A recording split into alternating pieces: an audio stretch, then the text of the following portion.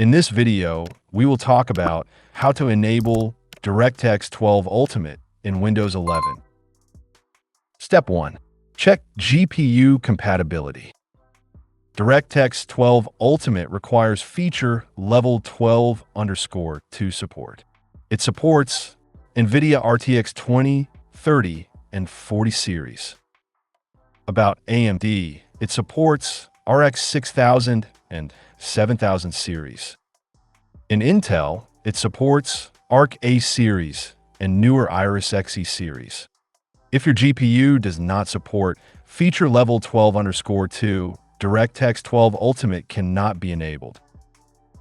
Step 2. Update your graphics driver. Outdated drivers can prevent DirectX 12 Ultimate from working. So, it would be good if you download the latest driver from the official website directly.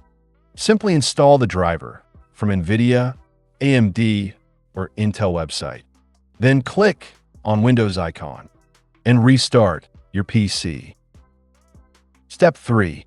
Update Windows 11. Windows updates ensure DirectX components work correctly. To update your Windows 11, click on Start icon. Open Settings.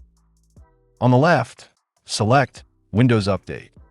Then click on Check for Updates and install all available updates. Afterwards, make sure to restart your system. Step 4. Verify DirectX 12 Ultimate is enabled. Right-click on Windows icon. Select Run. Type DirectX Diagnostic Tool command and press Enter. Check DirectX version. It should be DirectX 12. Then click on Display tab and check feature levels have to be 12_2.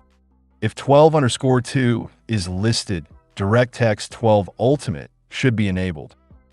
So that's how you can enable DirectX 12 Ultimate in Windows 11. See you in the next video.